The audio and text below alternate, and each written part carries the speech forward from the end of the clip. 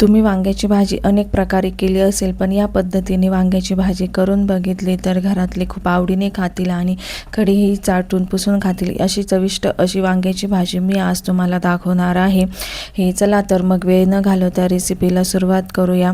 नमस्कार, मी देवयानी. स्वागत आहे तुमचं स्वाद महादेव या कुकिंग चॅनलवर. मी इथे पावशेर वांगे घेतलेले आहे. ते सर्वात अगोदर स्वच्छ धुवून घेतले. त्यानंतर मी त्या मागचे देठ थोडंसं कट करून घेतलं आहे आणि या पद्धतीने प्लस साईजने आपल्याला सर्व वांगे कट करून घ्यायचे आहे आणि आतूनही चेक करून घ्यायचे आहे की आतून वांगे खराब आहे की नाही.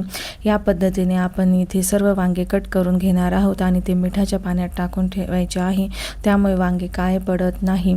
आता सर्वात अगोदर आपण वांग्यासाठी मसाला करणार आहोत. इथे मी 1 वाटी शेंगदाणे घेतलेले आहे. ते आपल्याला बारीक आचेवर खरपूस असे भाजून घ्यायचे आहे. या पद्धती त्याचे साल निघेपर्यंत आपल्याला शेंगदाणे खरपूस असे भाजून घ्यायचे आहे. आता ते आपण एका परातीत काढून घेऊ. त्याच भांड्यामध्ये इथे मी 1 छोटी वाटी गावरान तीळ घेतलेली आहे. तीही आपल्याला तडतडेपर्यंत खरपूस अशी भाजून घ्यायची आहे. अशा प्रकारे भाजून झाल्यानंतर तीही आपल्याला एका दुसऱ्या वाटीमध्ये काढून ठेवायची आहे. अशाच पद्धतीने मी इथे अर्धा वाटी खोबऱ्याचे काप घेतलेले आहे. तेही आपल्याला गुलाबीसर होईपर्यंत व्यवस्थित भाजून घ्यायचे आहे. आता सर्वात अगोदर मी मिक्सरच्या भांड्यामध्ये ते बारीक करून घेणार आहे आणि त्यानंतर ते बारीक करून झाल्यानंतर त्यामध्ये मी खोबरं टाकून बारीक करून घेणार आहे. यामुळे खोबरं आणि ते व्यवस्थितरित्या बारीक होतात आणि आपल्याला इथे त्याच वाटणमध्ये शेंगदाणे टाकून आपल्याला व्यवस्थित बारीक करून घ्यायचे आहे, म्हणजे जाडसर ठेवायचे आहे. त्यामुळे खोबरं आणि ते व्यवस्थित बारीक होते आणि आपल्याला शेंगदाणे हे असे जाडसर असे ठेवता येतात. ते वाटण परातीत काढून आपण त्यामध्ये अर्धा चमचा आलं लसूणची पेस्ट आणि काही बेसिक मसाले टाकून घेणार आहोत. लाल तिखट, काश्मीरी मिरची, हळद, काळा मसाला अशा प्रकारे आपण सर्व काही बेसिक मसाले टाकून घेणार आहोत आणि त्यामध्ये आपण चवीनुसार मीठ आणि भरपूर अशी कोथिंबीर टाकून घ्यायची आहे आणि त्यामध्ये थोडंसं तेलही टाकून घ्यायचं आहे आणि आता सर्व मसाला आपल्याला एकत्र करायचा आहे. आता आपल्याला सर्व वांग्यांमध्ये हे व्यवस्थितरित्या मसाला भरून घ्यायचा आहे. या पद्धतीने तुम्हाला वांग्यामध्ये मसाला भरून घ्यायचा आहे. अशा पद्धतीने आपण सर्व वांग्यांमध्ये मसाला भरून घेणार आहोत आणि काही मसाला उरलेलाही आहे.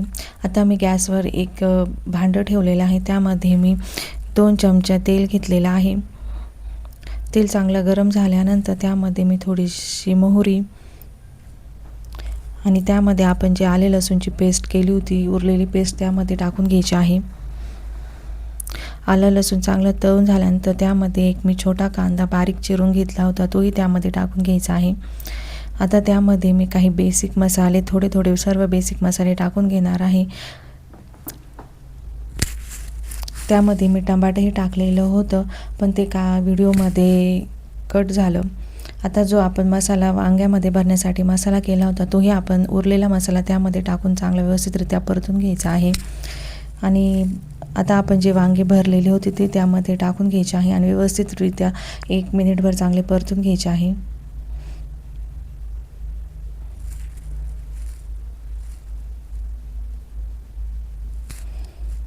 एक मिनिटभर चांगले परतून झाल्यानंतर ते व्यवस्थित मिक्स करायचे आहे.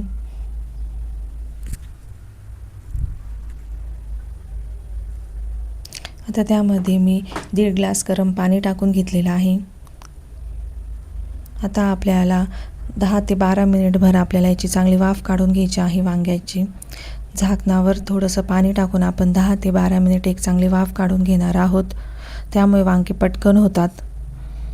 तुम्ही बघू शकता 10 ते 12 मिनिटात आपली भाजी छान अशी तयार झालेली आहे आणि तरीही खूप छान प्रकारे आलेली आहे.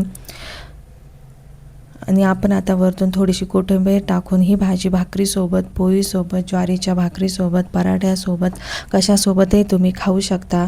तुम्हाला जरी रेसिपी आवडली असेल तर व्हिडिओला लाईक नक्की करा. धन्यवाद.